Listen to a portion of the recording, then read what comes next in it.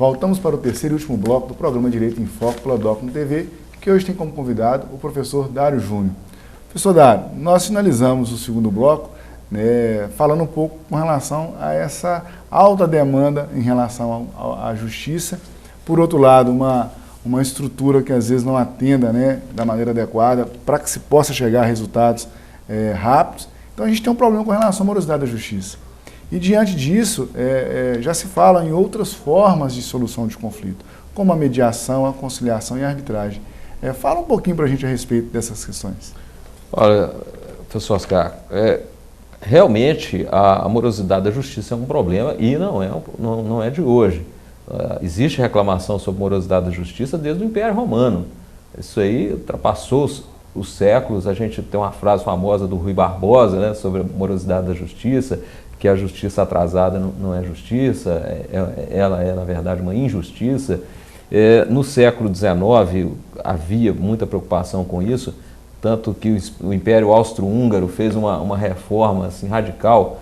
Havia um ministro da Justiça lá chamado Franz Klein, que é tido como um ícone dessa renovação, porque ele criou formas de acelerar o judiciário. Causas costumavam demorar 100 anos para serem solucionadas, e esse ministro fez realmente uma revolução e conseguiu tornar os processos mais céleres. Mas isso é muito relativo também. Aqui no Brasil nós temos causas centenárias. Outro dia mesmo saiu uma notícia de que herdeiros da família real brasileira ainda estão em litígio com a União por causa, me parece que do Palácio Petrópolis, que hoje é um museu e que era uma propriedade da família real. Então pedem indenização e essa causa tem mais de 100 anos e ainda não foi definitivamente solucionada. Mas nós temos, por outro lado, situações em que as controvérsias são resolvidas de forma muito célere. E aí é preciso ter também uma disposição das partes para resolver isso. É claro que quando a gente fala de um processo criminal, por exemplo, um processo penal, a gente cai na absoluta incerteza de quando ele vai terminar. A gente que lida com esses processos no dia a dia, a gente nota o seguinte: quando o agente do fato está preso, o processo é realmente mais célere, e é mesmo célere. Mas quando está solto, demora muito, é realmente muito mais moroso. Nos processos cíveis, nós temos algumas dificuldades nas varas cíveis, que estão realmente abarrotadas, e às vezes processos de divórcio, processos de alimentos, demoram mais para ser resolvidos quando não há uma possibilidade de conciliação. Por outro lado, o Tribunal de Justiça de Minas Gerais estruturou as centrais de conciliação, em que grande parte desses processos são resolvidos com rapidez.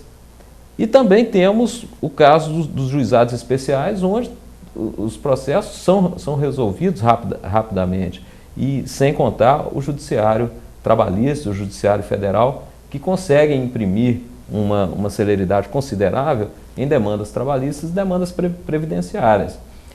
Então, quando se fala hoje em morosidade da justiça, eu observo o seguinte: depende muito da causa, da complexidade, das partes envolvidas, da necessidade, às vezes, de prova pericial, da necessidade de oitivo de testemunhas em outras comarcas, em outros estados, às vezes até em outros países. Então é algo relativo, nós não podemos assim generalizar no sentido de que há uma morosidade da justiça. A gente vê os juízes aí trabalhando diuturnamente, os juízes hoje têm metas a cumprir, o Conselho Nacional de Justiça estabelece metas para os tribunais, que por sua vez estabelecem metas para os juízes, e isso tem repercutido de forma positiva. Agora, sempre que o cidadão, e aí é uma questão também de cultura, sempre que o cidadão puder resolver os seus conflitos sem judicializá-los, ou seja, conseguir resolver isso de uma forma conciliatória com o seu vizinho, com o seu patrão, com o seu colega, exatamente. Sempre que as pessoas puderem resolver de forma autônoma os seus conflitos, isso vai ser sempre melhor, não só aqui no Brasil, como em qualquer lugar do mundo. E a mediação, a conciliação e a arbitragem, como formas de solução pacífica de conflito, elas vão colocar as partes para poder, de alguma forma, dialogar. Isso. Né? De forma que vai haver, né, sempre um interlocutor que facilite, né, esse caminho. E o senhor me falou algo que me chamou a atenção.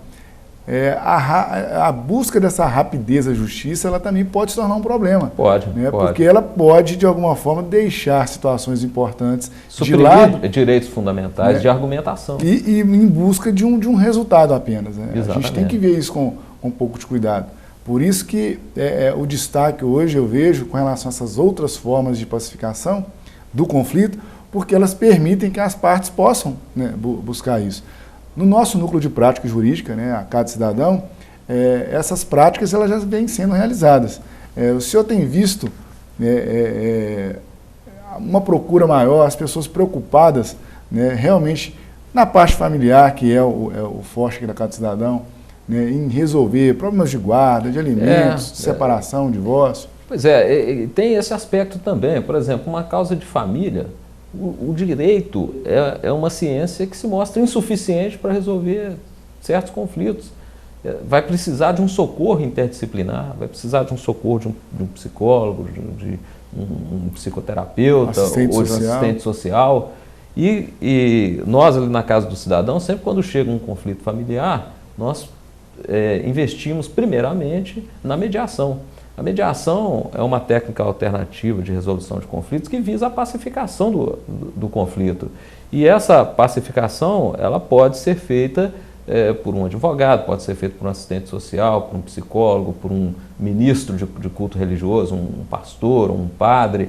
Então, nós ali sempre adotamos primeiramente esse caminho, justamente para desafogar o judiciário também, que a gente sabe que enfrenta esse problema do abarrotamento, da quantidade muito grande de processo. Então a gente, com isso, estabelece uma forma também mais humana de resolução do conflito, menos beligerante, né?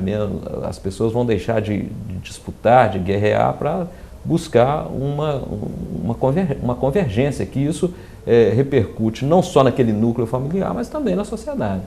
É muito importante, né, a gente destacar, né, o assunto de hoje como acesso à justiça, porque as pessoas são carentes ainda, né, de alguma forma, de solucionar alguns conflitos que ali, de alguma forma, atrapalham o seu dia a dia. E essa conversa, eu tenho certeza que ela levou, né, um pouco mais, né, de informação àqueles que têm demandas. E que eles se lembrem, né, sempre que devem procurar o judiciário. Sim, isso. A justiça, né, ela é o caminho, né, o Estado é o caminho, né, intermediário para se chegar à justiça. Mas também elas devem participar ativamente, procurando conversar, procurando dialogar, porque esse também é o caminho. Né? A gente não pode, né, buscar simplesmente uma solução sem ouvir, sem conhecer um pouco do problema, né, que está sendo, de alguma forma ele está inserido. Eu queria aqui, professor Dário, agradecer muito a presença do senhor. Eu que agradeço. Né, no nosso programa, novamente. Né, o senhor está sempre aí, de alguma forma, elucidando, esclarecendo situações importantes aqui para o nosso telespectador. Essa casa está sempre de portas abertas, né, sempre que o senhor quiser, né, com certeza vai ter um espaço. Nós falamos de várias coisas aqui hoje que dependeriam de um programa para poder também esclarecer. Mas eu te agradeço aqui, em nome do programa, pela sua presença. Eu estou às ordens, sempre que for convidado, estarei aqui à disposição. Ok. O programa Direito em Foco se despede. Até o próximo encontro.